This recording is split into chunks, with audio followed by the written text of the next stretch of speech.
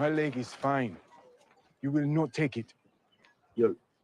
Oh, no. We're not doctors, sir. No, we were alerted to your condition. Well, with your permission, we were wondering if you wouldn't like to join us for a few moments. It's okay. They're good people. The uniform may be waiting when you get back. Yeah? Go on. Right this way, sir. Thank you, sister.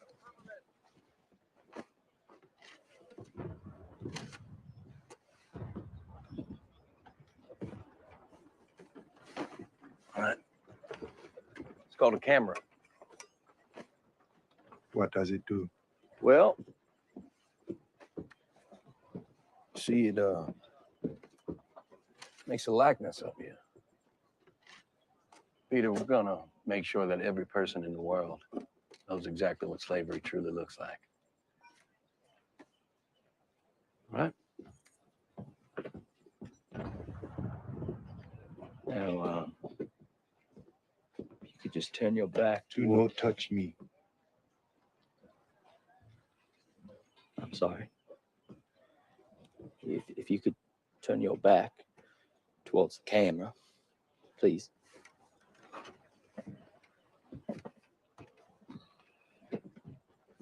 And maybe put your arm out, your hand on your hip, like so. And turn your head a little more. Yeah. Is that comfortable?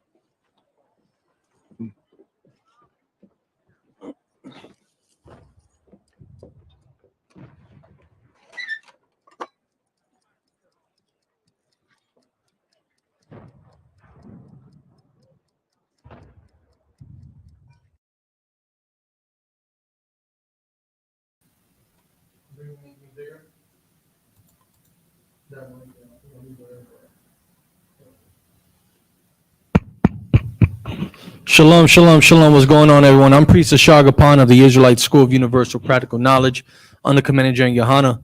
The Israelite School of Universal Practical Knowledge started out of 1 West, 125th Street, Harlem, New York in 1969. Joining me today and helping me run the class is Priest and Officer Aisha Ya'ala. What's going on, brother? Shalom, shalom.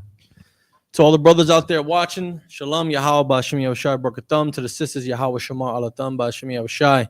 Today is another Monday history class for the ISUPK. And in honor of the white man's Black History Month that he has allowed his former slaves to have here in this country in today's day and age, we're going to go over white treatment to slaves. And what we're going to get into is the man who Will Smith is portraying here as Peter, who they dubbed him as Whipped Peter, with all the scars on his back due to his being abused and whipped by his overseer, not even his slave master, just the overseer on the slave plantation.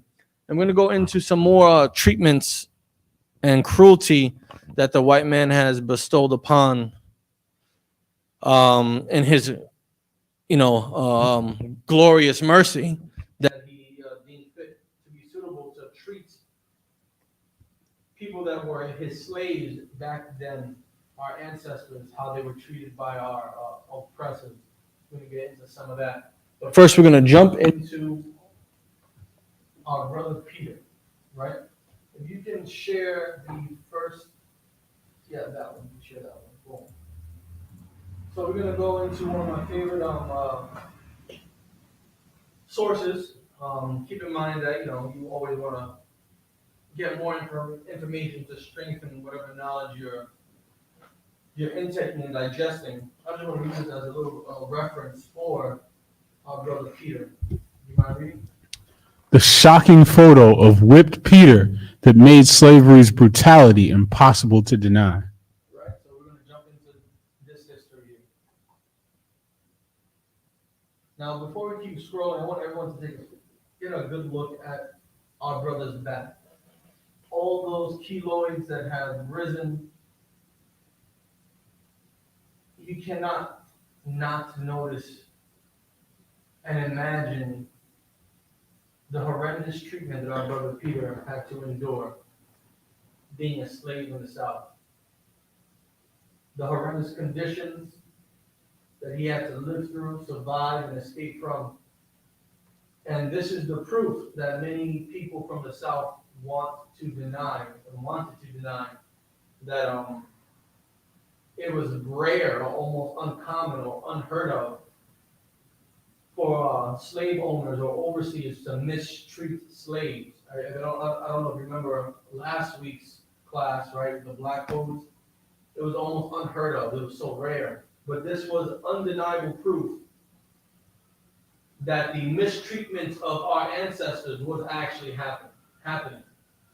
This was well documented, well circulated through the media sources during that time to show it and prove that our ancestors were being abused and mistreated, and cruelty was being placed upon them. You see them? It's heavy that you use the word keloid, because I don't know if too many people realize, but that's a poorly healed scar that's very sensitive. Like, this is not just a visual thing. This brother felt this every day. And this is soft skin.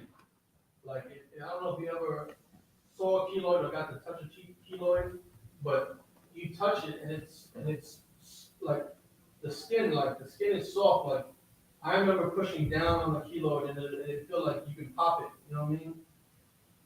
And this is skin that never fully healed properly, that was infected, that was left unattended, and some may even argue that it's hereditary, Anything else want to say? No? Okay, let's keep going. A picture can speak volumes. And that picture clearly speaks volumes. Check your mic. And that picture clearly speaks volume. Again.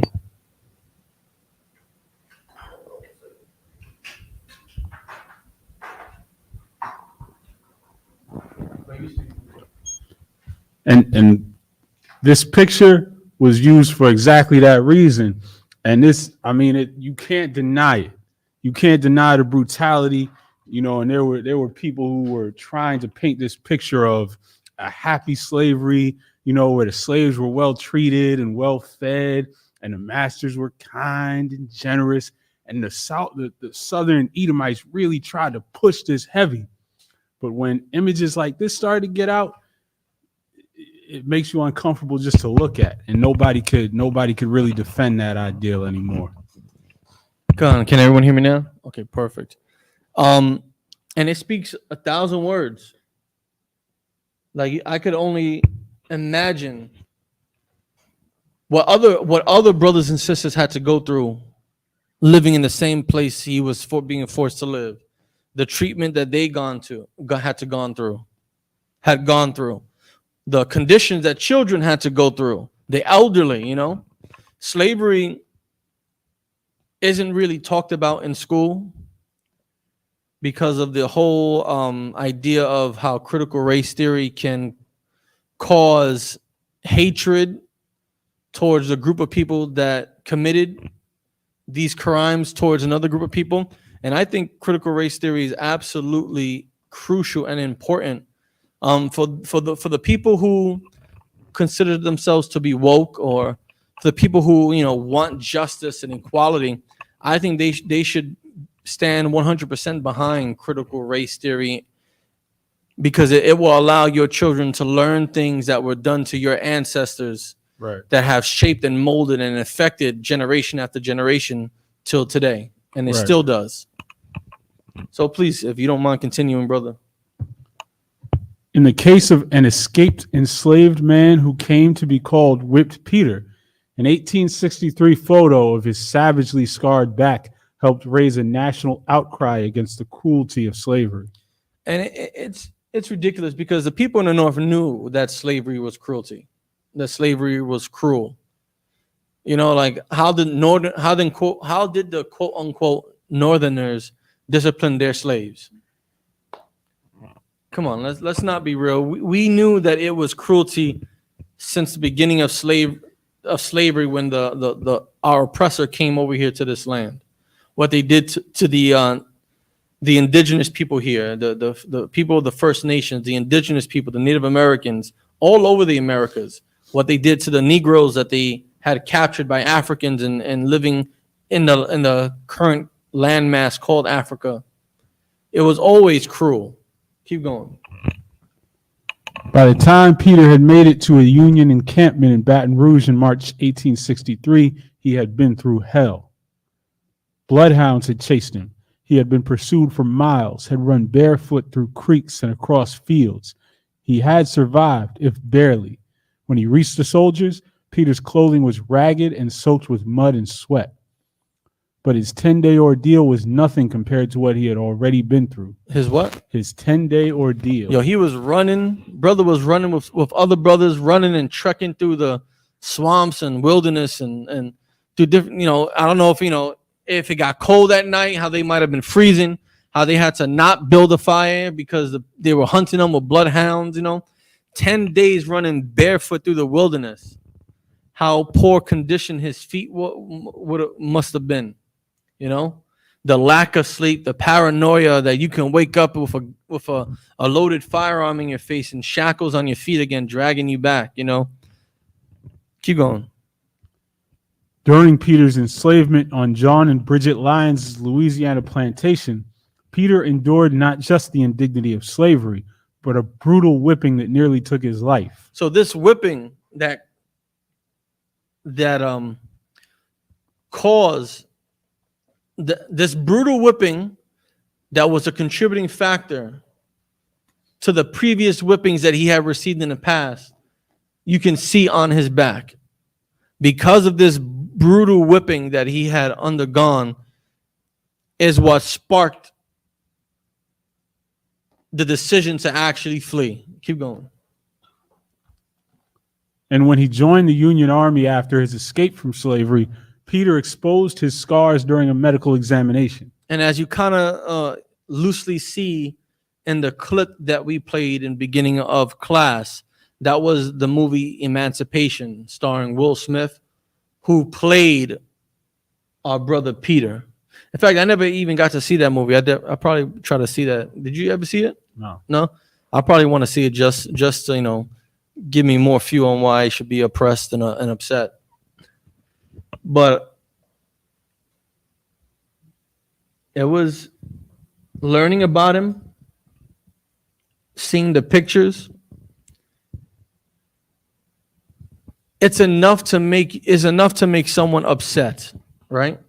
And with every anger that people have, there has to be a constructive outlet to that anger.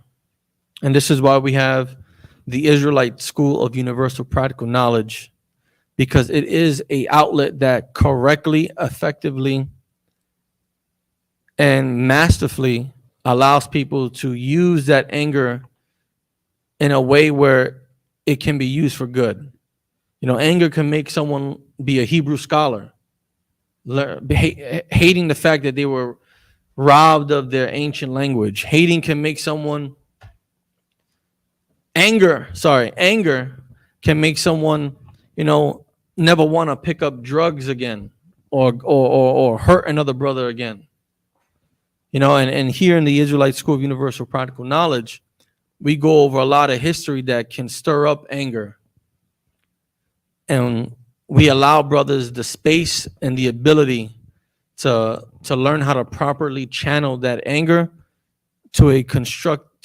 in a constructive way that benefits our people. Keep going, please.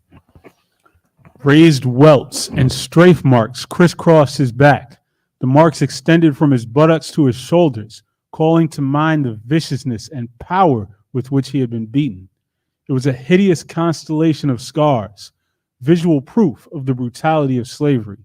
And for thousands of white people, it was a shocking image that helped fuel the fires of abolition during the Civil War.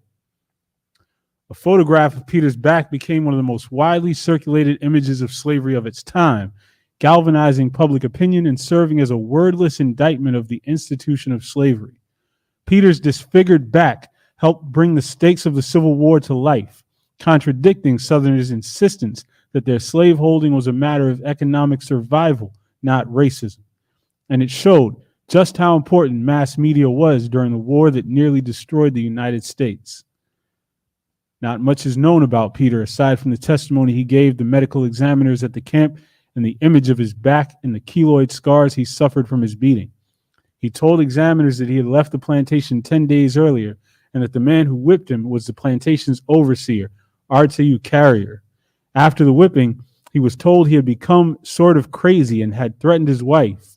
As he lay in bed recovering, the plantation owner fired the overseer, but Peter had already determined to escape. Stop right there. It only makes sense that he became sort of crazy. You know, spending days recovering in bed. He probably caught an infection, became delirious, had a fever. You know what I'm saying? He was probably delusional from the beating, the infection, you know, the trauma that he underwent, right? Because look, think about it, right? You're in the woods, you injure yourself, it's left untreated, it can make you delusional, it can make you start hallucinating. You know, being abused and assaulted to such a degree that he faced, it's only understandable. It's only understanding that he probably suffered some fever and infection and became delirious. Keep going. Peter and 3 other enslaved people escaped by cover of night, but one of their companions was murdered by slave hunters who came in pursuit of Lyons' property. The surviving escapees rubbed onions on their bodies. They did what? Rubbed onions on their bodies. They had to rub onions on their bodies, on their feet, on their faces, on their hands, on their arms, their legs, just so they can, cover their scent. Keep going. To escape the bloodhounds the slave catchers used to pursue them. Only after days of pursuit did they reach the Union encampment, weeping with joy when they were greeted by black men in uniform. They immediately enlisted. The white soldiers who inspected Peter were horrified by his wounds. The what? Were horrified by his wounds. Suiting the action to the word, he pulled down the pile of dirty rags that half concealed his back, said a witness. It sent a thrill of horror to every white person present, but the few blacks who were waiting paid but little attention to the sad spectacle, such terrible scenes being painfully familiar to them all. But though Peter's experience was shared by thousands of enslaved people, it was foreign to many Northerners who had never witnessed slavery and its brutality with their own eyes. Mass media was still relatively new, and though escaped slave and other eyewitnesses brought stories of whippings and other punishments north, few had seen the evidence of the oppression of slaves. McPherson and Oliver, 2 itinerant photographers who were at the camp, photographed Peter's back, and the photo was reproduced and distributed as a carte de visite, a trendy new photographic format. The small cards were cheap to produce and became wildly popular during the Civil War, providing a near instant look at the war and its players as it unfolded. And you'll see the example of the carte de visite as we keep going. Is there in the bottom. Peter's photo quickly spread across the nation. I found a large number of the 400 or so contrabands, people who had escaped slavery and were now protected by the Union Army, examined by me to be as badly lacerated as the specimen represented in the enclosed photograph. J.W. Mercer, a Union Army surgeon in Louisiana, wrote on the back of the card. He sent it to Colonel L.B. Marsh. This card photograph should be multiplied by 100,000 and scattered over the states, an anonymous journalist wrote. The image was a powerful rebuttal to the lie that enslaved people were treated humanely, a common refrain of those who didn't think slavery should be abolished. And this is what we were discussing earlier, how last week, the Black Codes, they spoke about how slave owners were authorized and it was their given right to discipline or use corrective action on their slaves. And whatever way they saw fit was deemed appropriate. Keep going. Peter was not the only runaway slave whose image helped stoke anti-slavery sentiments. As soon as the carte de visite was introduced in 1854, the technology became popular in abolitionist circles. Others who had escaped from slavery, like Frederick Douglass, posed for popular portraits. Sojourner Truth even used the proceeds from the carte de visite she sold at her speeches to fund speaking tours and help recruit black soldiers. But Peter's strafed back was perhaps the most visible and significant photograph of a former enslaved person. It was sold by abolitionists who used it to raise money for their cause and gained the name the Scourged Back or Whipped Peter. When it was published in Harper's Weekly, the most popular periodical of its day, it reached a massive audience. The spread also stoked confusion when Peter's name was listed instead as Gordon. The photo was also decried as fake by the Copperheads, a nickname for a faction of Northerners who opposed the war and was loudly sympathetic of the South and of slave ownership. An unnamed Union Army soldier who had taken the photographs shot back with a long account that upheld the veracity of the photograph. All the logic of the blind and infatuated believers in human slavery cannot arrest or thwart the progress of truth any more than they can prevent the development of the positive picture when aided by the silent and powerful process of chemical action, he wrote. Though Peter's body was used as proof of the cruelty of slavery, accounts of his ordeal are saturated with the racism that pervaded American society, even among sympathetic white Northerners. The Harper spread referred to Peter as possessing unusual intelligence and energy, laying bare stereotypes of black people as stupid and lazy. A surgeon who was present at his examination noted that nothing in his appearance indicates any unusual viciousness, as if anything could justify a whipping. So they even witnessing that, like, did he do that to himself? You know, that was he able to use a raw cowhide whip and hit himself like that? That's insane. Keep going, please. Despite the racism of the day, though, Peter's portrait did galvanize even those who had never spoken out against slavery. What began as a very local, even private image ultimately achieved something much grander because it circulated so widely, historian Bruce Laurie told the Boston Globe. It's unclear what Peter did during the rest of the war or what his life was like after the Civil War came to an end. Though slavery had been abolished, he and the others who had been subjugated, beaten, and demeaned during hundreds of years of slavery in the Americas still bore the scars of enslavement. As historian Michael Dickman notes, whipping was a common punishment on Southern plantations. What? Whipping was a common punishment on Southern plantations. Though there was a debate about whether to use it sparingly to keep enslaved people from revolting. Masters desired to maintain order in a society in which they were in unquestionable positions of authority, he writes. They used the whip as a tool to enforce this vision of society. Slaves, on the other hand, through their victimization and punishment, viewed the whip as the physical manifestation of their oppression under slavery. Because whipping was the most commonly used form of punishment to slaves. Keep going. For white Southerners and enslaved black people, the sight of a back like Peter's was chillingly commonplace. For white Northerners, though, Peter's scourged body made slavery's brutality impossible to deny. It remains one of the era's best known and most appalling images.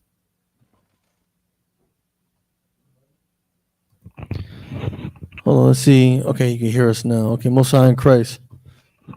So yeah, that was our brother Peter, who they dubbed the scourged back and whipped Peter, who had to undergo such tremendous amount of torture, atrocities, and for 10 days ran through the bayou. You know what I mean? Ran from oppression until he finally came upon an Union army.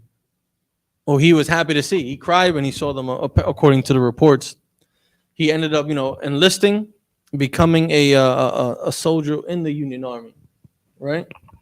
Now, whipping, as we can see clearly, due to our brother's back.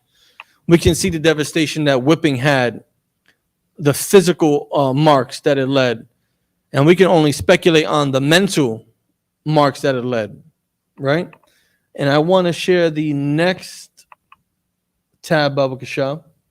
We're going to continue and going into, let me see that. Hold on, scroll up. Yeah, we can go over that. I want to go over this and read this because it's going to show us a picture of some examples of forms of punishment and treatments that were placed upon our ancestors. If you can read, Baba Kasha. Slave punishments in the antebellum American South.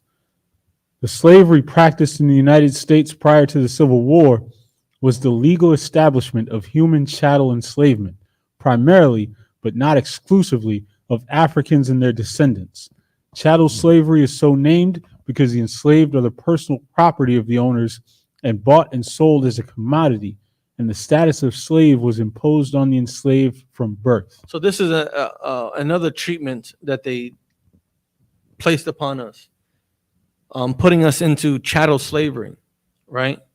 So it didn't matter if the child was born from both enslaved parents, or if the father was the overseer or the slave master, they were still placed in chattel slavery. They were all deemed to be the property of the owner. And the owner of his property, the enslaved, can do whatever he wanted. He can decide to sell them, use the man as a stud and impregnate other women to have more slave children. You know, use the females turn them into prostitutes and whore them around. He can take the children, sell them here and there, use the children for alligator bait, which is one of the treatments that he did, that our oppressor did to our people, especially our women. You know, mothers had to endure so much pain watching their children having to learn that their child is not at their cabin where they left them, and have been used to capture alligator and will no longer be coming back to them. Keep going, please. This form of slavery is in contrast to other forms such as bonded labor, in which a person pledged him or herself against a loan. In chattel slavery, the limits of slave punishments were only set by the masters, as they had the legal right to do whatever they wished. Therefore, slaves in the American South experienced horrific levels of brutality. So let's go over some reasons on why a slave would be punished for. A slave would be punished for resisting slavery. Now, who wouldn't? Right? Would you resist slavery, and why? Right. Would you? Absolutely. Why? Who wants to be enslaved? But slavery is good for you. Everyone wants to be free. Says who? Says human nature. See, now that you're thinking like a slave, right? You just for even having that thought, you would punish. Just for not wanting to be sold, you would punish. Just for not wanting to go and pick cotton or cut down tobacco and sugarcane, you'll be punished. For talking back, you'll be punished. For working in the master's house and bumping into his wife accidentally after you were done doing all your chores, later on that slave master, he didn't forget that you touched his wife and bumped into his wife. He was going to take you out to the back, string you up, and beat you for that. You wanted to resist slavery, you would be punished. Keep going. Not working hard enough. What you mean? See, that's the lazy mindset that you have. That's the lazy mind. Don't you want to work hard? Huh? What's the reason for you not to want to work hard? Oh, you're sick today? That's not an excuse. Oh, you got an injured leg? That's not an excuse. Oh, you're only 3 years old? What you complaining about? You're young. You can pick all this cotton. You can pick all these oranges and apples and dry all this tobacco. At 3 years old, you should be able to do it. You should be working harder than what you think. What else? Talking too much or using their native language. See, Aisha, there we go. This is why we don't speak Hebrew.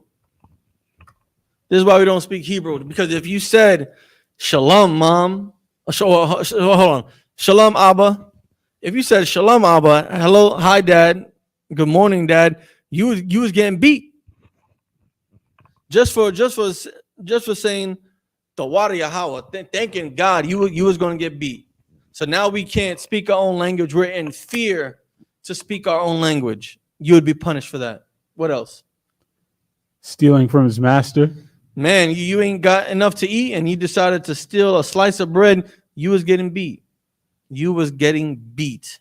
You were working so hard out there, you tore your pants. You stole a needle and some thread. You were getting beat. And expected to keep working hard. Keep going. Murdering a white man. What? Murdering a white man. That was justifiable grounds to put you to your death. Keep going. Trying to run away. Why would you want to run away? Why? Asha, if you was a slave, why would you want to run away? I don't know. According to them, everybody was happy and treated so well. Right? You living good. You got a family. You got someone like me or them that loves you and cares about you. Why would you want to run away from this good life? You get to work from sun up to sundown. You get fed. You get clothes. Why run away? Why would you want to run away? You would get beat for that. Our ancestors got beat for that. They got hunted down, right? Beaten for having white men come chase you down. Beaten while you were being traveled back to your master. Sometimes you didn't get beat because you were the person's property and you were supposed to be delivered undamaged, but you're getting beat when you got back. You remember the movie Django? Right, when Jamie Foxx finally finds what was it? Candyland, and they get to Candyland and he sees that they found his wife and she's in that hot box. You are getting punished for wanting to run away. Now, what kind of punishments can we expect from this diabolical monster? Being put in shackles. Being put in shackles is kind of what they do now when you get arrested, right? You get your feet shackled up, chains go around your waist, shackled from your wrist to your waist, all the way down to your legs, and you gotta take small steps so that way you're not overstraining yourself, right? What else? Being put in various contraptions. Ooh, the Iron Mask. I remember Yatazar, obviously priest Yatazar, was talking to me about how he like showed me a book and how over there in Haiti and in Hispaniola, to stop the slaves from eating the sugar cane. First of all, they're not being fed well in the first place. To stop them from eating the sugar cane or whatever other crop they were harvesting, right? They will attach iron masks to their face with little small holes that were barely effective enough to breathe through. Putting it like a muzzle, like you would put on a dog, but you put it on a human being, covering their mouth so they wouldn't be able to eat, right? Putting this chain around their neck with hooks, right? So if they try to run and they're running through bushes, their neck will get caught. Or putting bells at the end so you can know where they're at. You can hear them wherever they go. Keep going. Being chained to the ground. Being chained to the ground like an animal, like a dog. Because that's what they thought of us. Being chained to the ground. So that way you can't get up, you're so uncomfortable. And most of the time you're also getting whipped too. What else? Being whipped. That's what we've been highlighting this entire time. Being whipped was one of the number one tools of corrective action, let's just say, to say the least, to slaves. What else? Being forced to walk a treadmill. Now listen, I think I know you work out and you're a fitness instructor, We're not talking about that type of treadmill in Planet Fitness or Gold's Gym. We're not talking about that type of treadmill. We're talking about a treadmill where you got 7 to 15 people on this big windmill kind of thing. You know how back in the day they created these wheels to circulate water, right? To imagine something big like that and 15 people all chained to it and having it's like a step master just constantly stepping upwards to keep it turning. They use that as a form of punishment. And it was nonstop. Imagine 8 hours of just that. 8 hours of just climbing. They use that as a form of punishment. What else? Being hung and left to die. Yeah. Being hung and left to die. I don't know if you know, like if you might have seen like ancient movies where they will have a metal cage and leave someone in there and just let them be there until they starve to death, and the buzzards came and ate them, and crows came and vultures would eat their body, and you can see that their skeleton is still hanging inside the cage. They will do stuff like that. Hang them, leave them there until they died. Died of starvation, died until an animal came and killed them, died of dehydration, just like that. What else we got here? The more serious the crime committed, the more severe the punishment. Plantation owners often made the other slaves watch the punishment. What they do? Made the other slaves watch the punishment That's crazy. to prevent them from slacking at work or trying to run away. You know, that was a very effective tool that they used, right? Imagine seeing your dad getting whipped. Your dad is the strongest man on the plantation. And he did something wrong. And to correct that behavior, they'll gather all the slaves. They'll have him tied up, stripped naked in front of everyone, demasculating him in front of his women, his daughter, his son, in front of all the other men that were strong, and whip him senselessly. That was to encourage everyone not to be a leader, not to be rebellious, not to be masculine, to follow orders, to be submissive. Right? Let's go to another tab we got up here. What's that? Go ahead, click it. Let's read this. Let's go into this whipping. Let's go into whippings. Right? Again, because that was the most common form of punishment. You can go to the top. Go ahead, brother. In an account of the daily lives of slaves, the former slave William Coleman recalled, one of the slaves was helping mistress there in the yard, and he passed too close to her as he was hurrying fast as he could and sort of bumped into her. She never paid him no attention, but master saw him. Though the master allowed the slave to complete his daily task, the incident did not go unnoticed. I mentioned this earlier a few moments ago. You know, doing his duties, trying to please his master, accidentally bumps into Grace by the slave master's wife. She didn't pay any mind to it, but the man did. Keep going. The master took the slave out in the pasture, tied his hands together, throwed the other end of the rope over a limb on a tree, and pulled that Negro's hands up in the air to where that Negro had to stand on his tiptoes. According to Coleman, the master then proceeded to take all that Negro's clothes off and whipped him with that rawhide whip until that Negro was plumb bloody all over, and left that poor Negro tied there all the rest of the day and night. That's crazy. Absolutely insane. Keep going.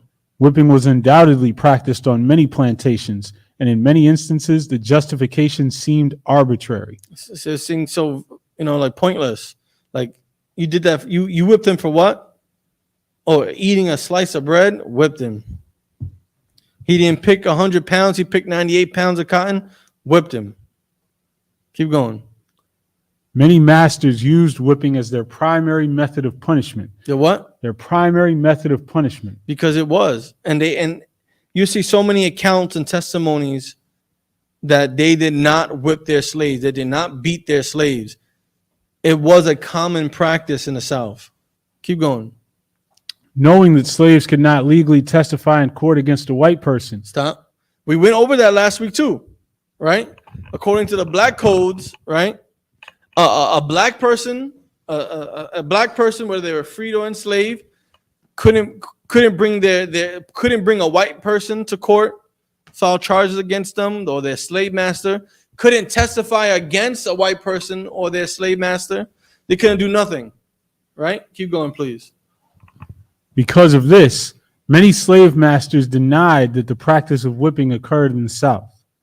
In 1865, a report in Boston's Congregationalist newspaper noted that a prominent Virginian claimed that the whipping of adult slaves is unknown, or at least a very rare occurrence, so rare as never to have come under his notice.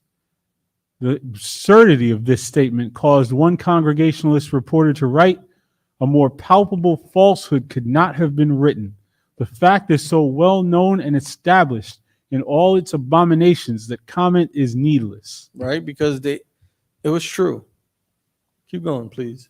Whippings seemed so prevalent that Reverend W.B. Allen, a former slave, proclaimed, "The only punishment that I ever heard or knew of being administered to slaves was whipping."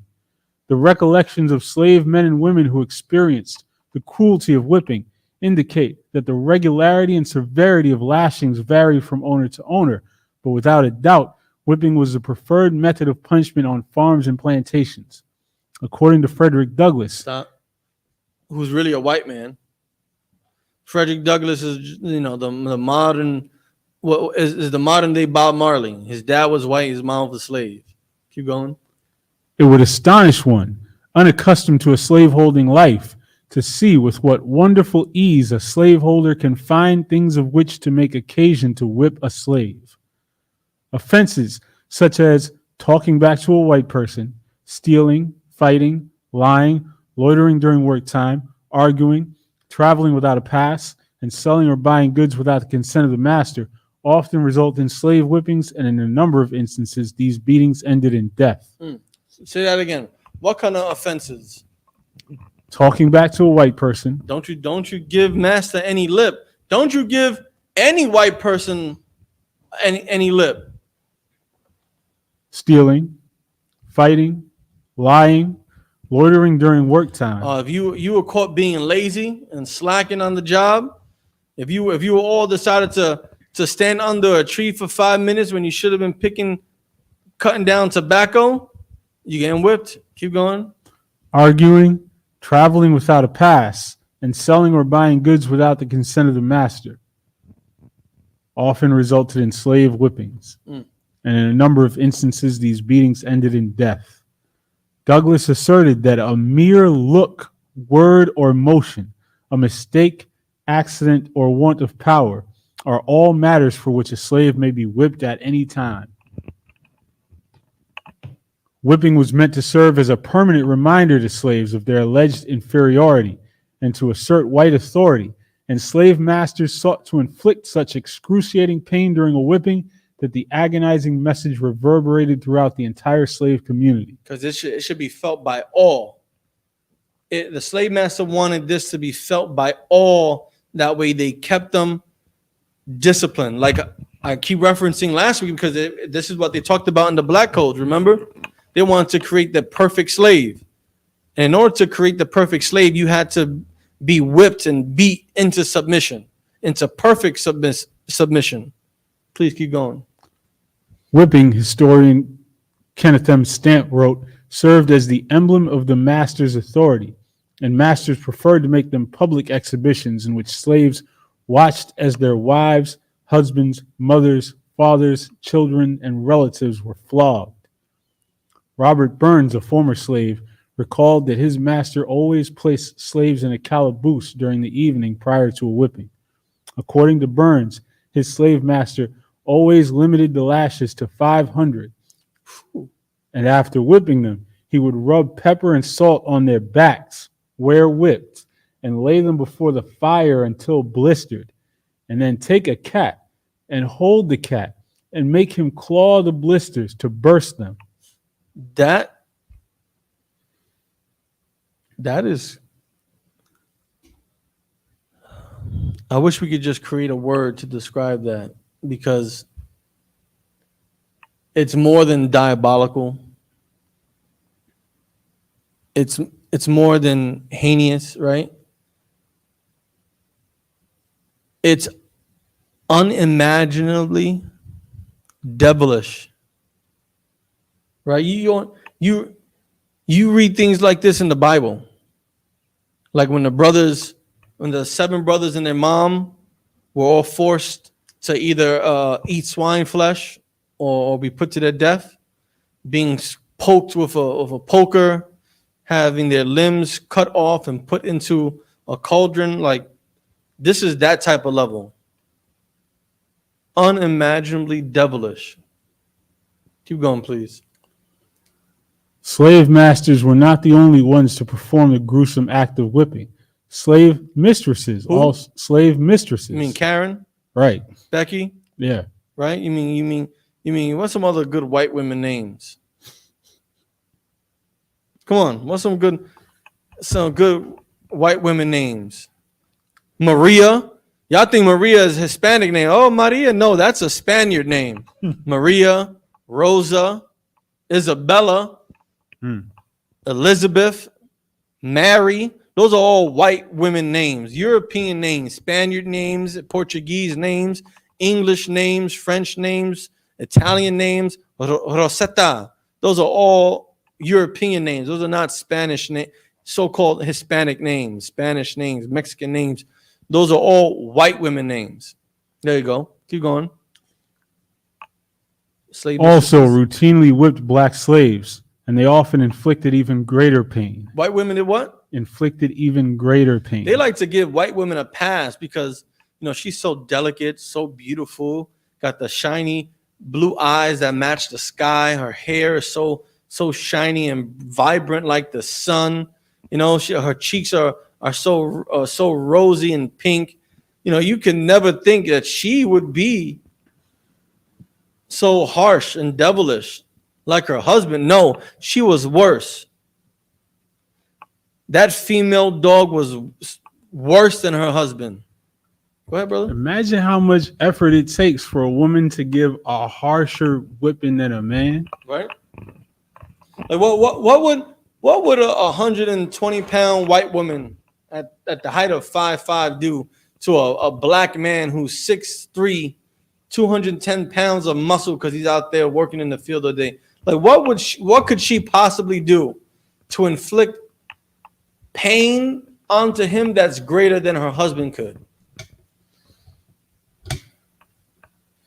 The imagination she must have had to be able to inflict that type of pain, for it to be greater than what her husband would do. Think about it. Like, okay, you see your husband whipping a slave. That's painful. That's crazy painful. Now you sit to yourself, how can I hurt him even more? Keep going, please. Sarah Douglas, another former slave, found this to be the case. Douglas was regularly whipped by her mistress, but the last whipping left an indelible mark, both physically and mentally. When asked about the final lashing she received, Douglas fervently responded, "The last whipping old miss give me, she tied me to a tree and She tied me to a tree. This devil tied Sarah, our sister, to a tree. What else? And oh my Lord, she whipped me that day. That was the worst whipping I ever got in my life." Also, many slave masters sent patrols around in the evenings to check on slaves in their quarters. If, during the inspection process, a husband dared object or even look as if he wasn't quite satisfied, they tie him up and give him 39 lashes. To be certain, no slave was safe from the abuse of whippings. The St. Louis Republican reported an incident in which a slave master had his 8-year-old girl slave whipped to death in 1844. Say that again? The St. Louis Republican reported an incident in which a slave master had his 8-year-old girl slave whipped to death in 1844. 4-year-old, our 8-year-old slave, 8 years old, girl, a girl slave was whipped to her death. The pain that young girl felt to cause her to be put to death. Remember how we read last week the scripture where I think Exodus chapter 21, verses I think 20 through 21. If the slave master I'm paraphrasing, if the slave master beat the slave with a rod and he died, then punishment should be brought on the slave master. He whipped this girl to death. This baby girl, 8 years old, probably just learned how to braid hair, whipped her to death. Keep going. The actions of the master went unpunished. Well, what? The actions of the master went unpunished. You know why? Because the black codes. And it's so funny because many St. Louis, where's St. Louis at? Tennessee? Missouri, right? I know another one said Louisiana. The black codes that were in Louisiana were supposed to protect slaves from cruelty. But there were so many loopholes in it that protected the slave master that all the slave master had to do was, I swear and I testify, I did not whip this slave girl. I did not whip her. I did not cause her to die. I don't know how she died. And that was enough evidence that the court needed to dismiss the case. Of course, nothing happened to that slave master, but the Lord didn't forget. Right. Keep going. The abuses levied to black women often deterred male slaves from establishing relationships on their own plantations. The former slave Moses Grandy proclaimed, "No colored man wishes to live at the house where his wife lives, for he has to endure the continual misery of seeing her flogged and abused without daring to say a word in her defense." That reminds me of the movie Django again. When Django and his woman, like the scenes where they're showing them trying to run away and escape, and Django's begging this one white guy, getting on his knees, then standing up, then getting back on his knees, trying to convince the other guy not to whip her. She's a house slave. You couldn't do nothing. You were powerless, right? What's that scripture in Deuteronomy chapter 28? And no man had the power to buy you, right? No one had the power to come save you. No person had the power to come and stop what was happening. No one. You were powerless. Keep going. Go ahead. And it's so heavy in terms of like the psychology of where we're at today when we hear these things in terms of relationships. Like that's a direct application to what we see with the issues that we have today and the destroyed relationship dynamics in the black community. How so? Well, this talk about how no one wished to live at the house where his wife lives. They created this distance in the relationship. There was a direct emasculation where they would have the husband have to stand there and not be able to say a word. That's what they wanted, and that's what they got. The emasculation, they called it buck breaking and everything else. But you're absolutely right. Completely agree. Henry Bibb, another former slave, understood this truth all too well, as he could only watch as slave owners forced his wife into prostitution. Did what? Forced his wife into prostitution. Imagine seeing your wife who you love and you would die for. You can't do a damn thing. And you watching men mount her, abuse her, sexually assault her every day. Nothing you can do. Keep going. Bibb said, "If my wife must be exposed to the insults and licentious passions of wicked slave drivers and overseers, heaven forbid that I should be compelled to witness the sight." For this reason, many male slaves preferred to court slave women from neighboring plantations. In an attempt to break the assertive will and spirit of black slaves, some masters thought it best to whip slaves before they committed an offense. That is crazy. Aisha, imagine we slaves, we get whipped before we decide to escape. Before you even do nothing, let me just whip you. We're going to get whipped because we might think about picking an apple instead of putting it in the bag, we might eat it. We're gonna get whipped because of the slave master thought that something like this would happen. So let me whip you just in case you ever had in your mind the dare, the courage to do that. We're gonna get whipped just to make sure we never got in our mind to come back with less than 100 pounds of cotton at the end of the day. Slave master is gonna whip us before we did anything wrong. Keep going.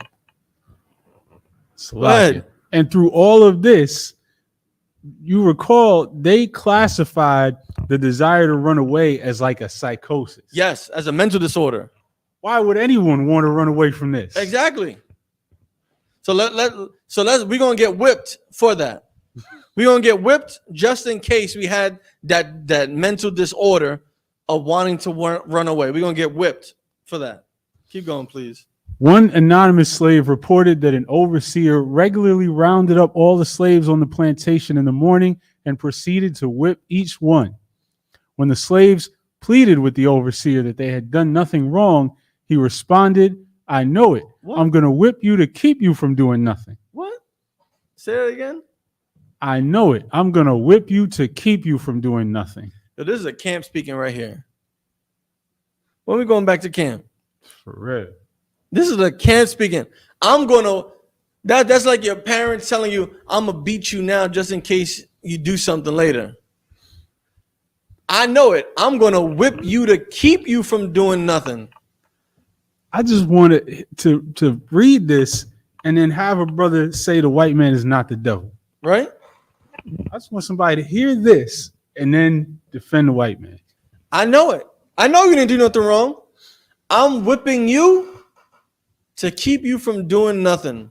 Like I'm whipping you because it's good for you. Keep going. Numerous slave masters shared this view, and some even attempted to win the psychological battle against slaves by purchasing a slave whipping machine for all the slaves to see. A slave whipping machine. Google that, please.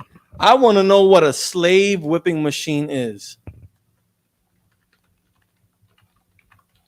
What is a slave whipping machine? Go to images, please.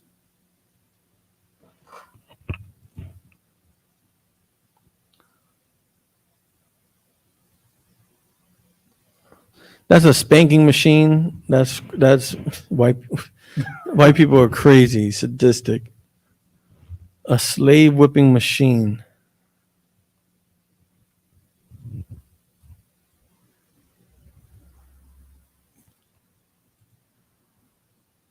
That's that treadmill I was telling you about. But a slave whipping machine.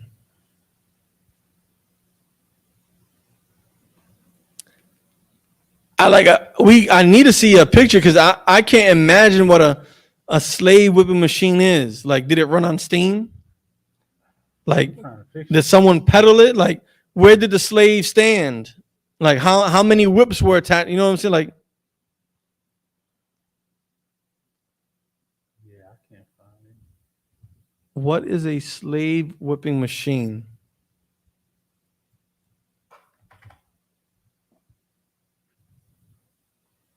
That's for cooking.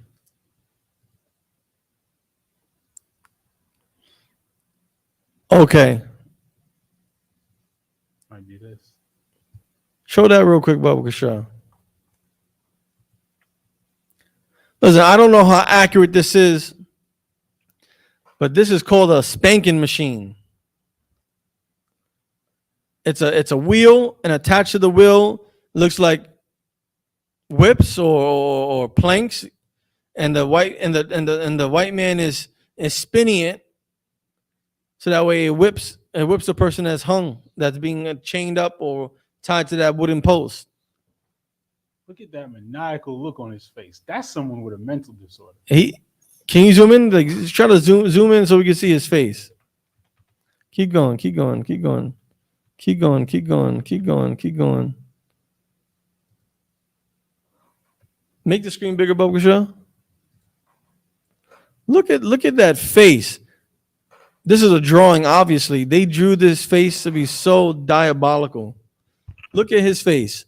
That white man using that whipping, aka the spanking machine, to whip that person that's tied to that wooden post.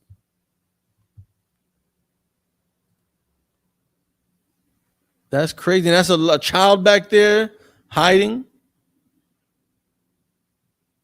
That's insane.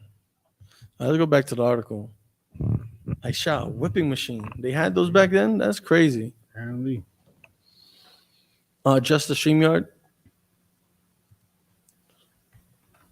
Perfect. The big wooden wheel had a treadle attached to it, and when the slave owner stamped on the treadle, the big wheel went around. On that wheel, roughly 5 large leather straps, usually with cuts in them to ensure blisters, awaited a slave who lay tied face down on a bench. The very sight of such a conspicuous machine assured slave masters that its presence alone could cure slaves of the desire to commit any supposed misdeeds. But certainly, strapping a slave to the bench also conveyed an ominous message. That's cruelty. That has to be some type of sadism, like sadism. Strapping someone like that and beating them. Keep going. Many slaves refused to accept whippings. The overseer who attempted to whip a slave named Bob, even though he had done nothing wrong, found this out the hard way. When the overseer struck Bob with cowhide, which was known to cut the skin easily, Bob retaliated. He just took up his hoe and chopped right down on that man's head and knocked his brains out. Though such incidents did not protect slaves from whipping, they did serve as warnings to slave masters that blacks were anything but content with slavery. Slaves also resorted to covert forms of retaliation that often went unnoticed by their slave masters. To be sure, the threat of whipping often drove slaves to continue working and cooperating within the system of slavery, and masters used that threat generously to maintain their power. Typically, whippings were public acts, helping slave masters ensure that no future violations of the written and unwritten laws of slavery would occur. Yet, the fact that slaves continued to push against the system, fighting back occasionally despite the brutal nature of the punishment, is an indisputable sign of their desire for freedom and their discontentment with their status as slaves. Insane. That's whipping. Whipping was like I said, like we've seen and been reading, one of the common forms of punishment. Right? Facts. That's crazy. Let's go to the next one. Yeah, that one. This was that slave treadmill I was talking about. Just look at that. They can see this? Yeah. Make it bigger, Michelle. No, the screen on StreamYard. Look at that. That's the treadmill. That's the Stairmaster 1830. They were either tied to that post up top or had to hold on to it, and for hours and hours and hours keep stepping up on the treadmill. Keep going. Go ahead. An interior view of a Jamaica House of Correction. The text in the image says, "The whipping of females, you were informed by me officially, was in practice, and I called upon you to make enactments to put an end to conduct so repugnant to humanity and so contrary to law. So far from passing an act to prevent the recurrence of such cruelty, you have in no way expressed your disapprobation of it. I communicated to you my opinion and that of the Secretary of State of the injustice of cutting off the hair of females in the House of Correction previous to trial. You have paid no attention." On the reverse is the written inscription, "Speech of the Marquis of Sligo to the Jamaican House of Assembly in February 18th. Punishment and indignity were crucial means by which the planters attempted to keep the enslaved subservient. Many different forms of punishment were employed, from the use of masks and gags to the whip and the treadmill. This print dates from the point at which slavery had just been abolished. However, abolition in 1834 did not immediately free those who were already enslaved. They had to endure a further 4 years known as the apprenticeship before emancipation. Punishments were still widely used, despite pressure on the colonial assembly to legislate against such acts. The treadmill was particularly exhausting and made even more demeaning for the fact that it produced nothing. Scroll back up. And that was the treadmill. Imagine being put on that for 8 hours, 9 hours, 10 hours every day.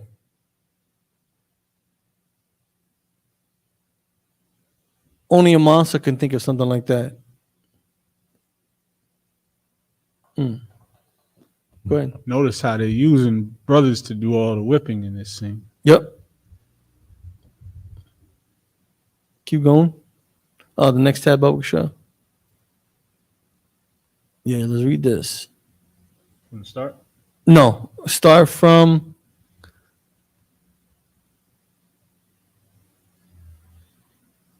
Go right. I saw the stop right there, where it says besides the second paragraph. Besides planting, yeah.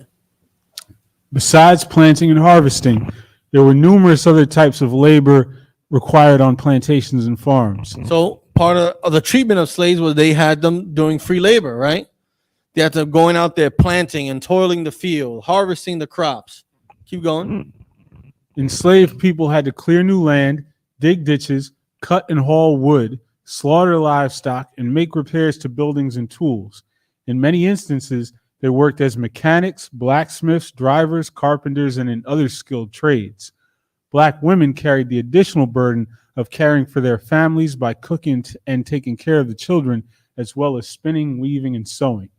Some slaves worked as domestics, providing services for the masters' or overseers' families. These people were designated as house servants, and though their work appeared to be easier than that of the field slaves, in some ways it was not. They were constantly under the scrutiny of their masters and mistresses and could be called on for service at any time.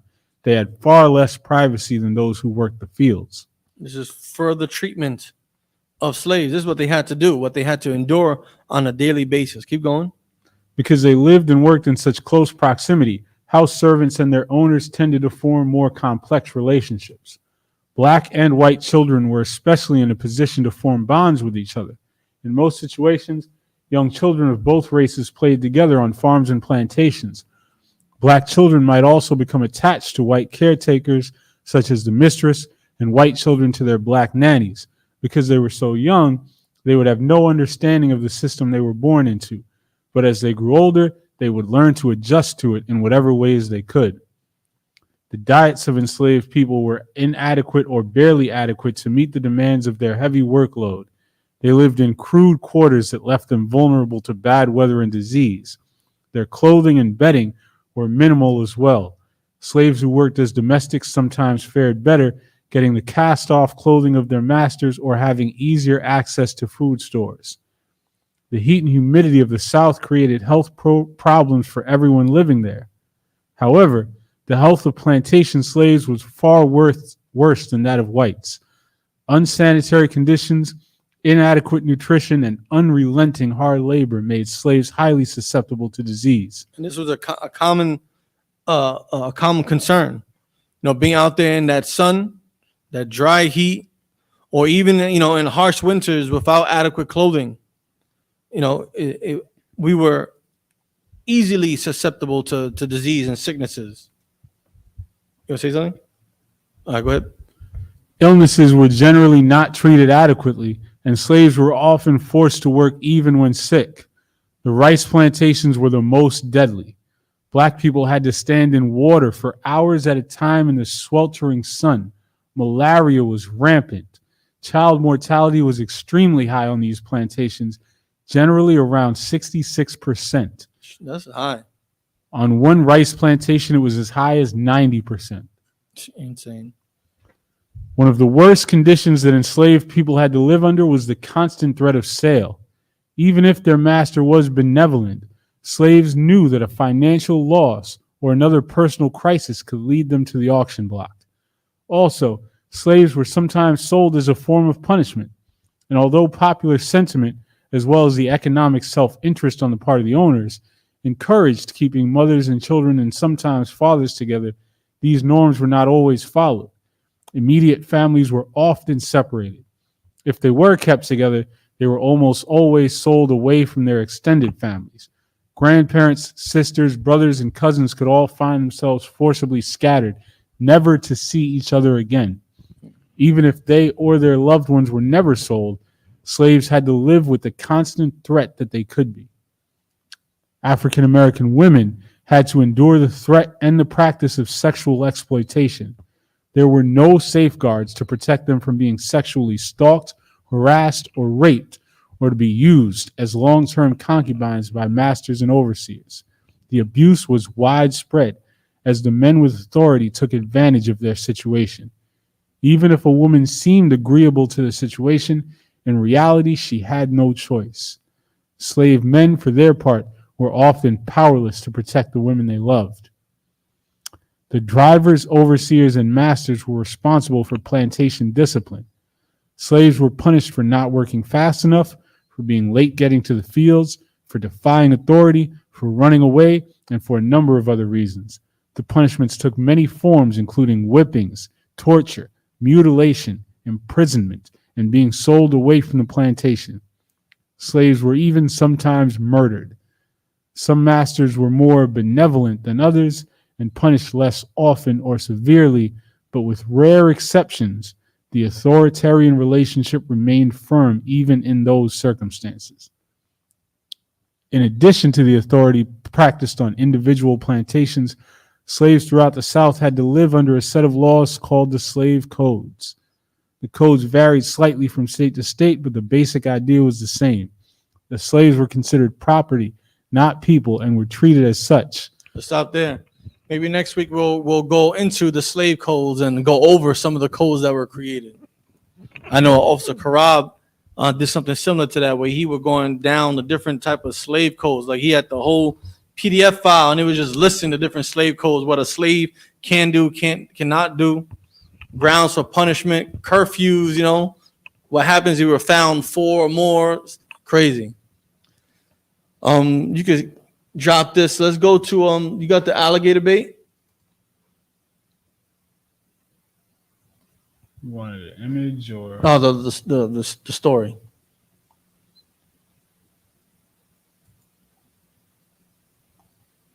Let's share this, please.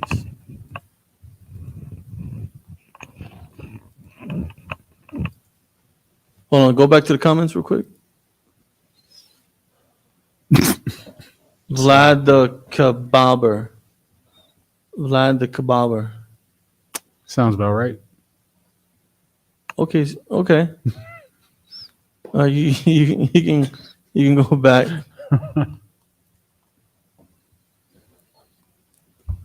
The gut-wrenching history of black babies and alligators. It's not a myth. Babies were used to lure gators and crocodiles for hunting. Last week, 2-year-old Lane Graves was attacked and killed by an alligator in Central Florida.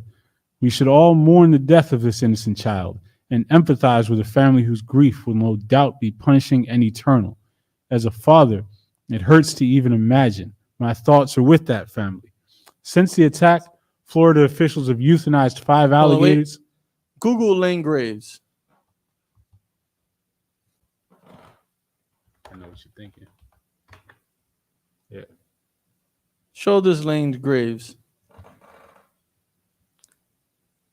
This is Lane Graves, who was eaten by an alligator. This is a white child. This is a white child. And here we got Dominique Foxworth, who appears to maybe a black man, talking about Lane Graves, who was attacked and eaten by an alligator in Central Florida. And he mourns for the death of this innocent child. You don't want children to die, right? But let's see what Mr. Foxer has to say about the history of black children being eaten by alligators. Keep going. Since the attack, Florida officials have euthanized 5 alligators and plan to eliminate more. Obviously, killing those alligators will not bring back Lane and offers no real solace to the family, but it hammers home one important American belief. Animals' lives are less significant compared with that of a human child. Just a few weeks ago, a gorilla was killed at the Cincinnati Zoo after it injured a 3-year-old boy after the boy fell into the animal's enclosure. It was tragic that the gorilla was killed, but the zoo officials did the right thing because a child's life is sacred. Can you imagine in America when that was not true?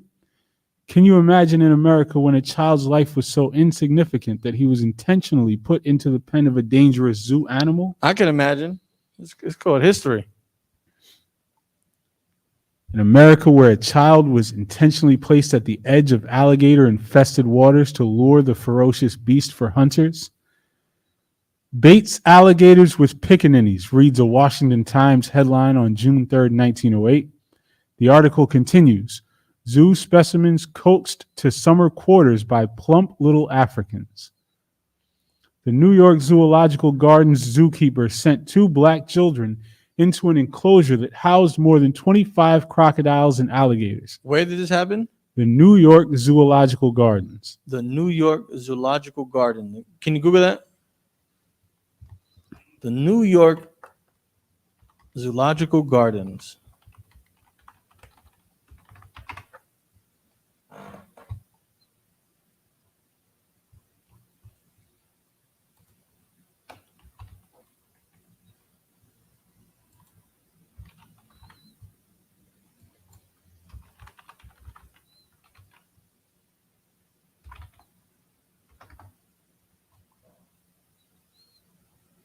You're just coming as Bronx Zoo.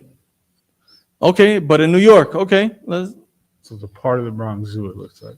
So it's part of the Bronx Zoo. The one that costs like $60, $70 to get in.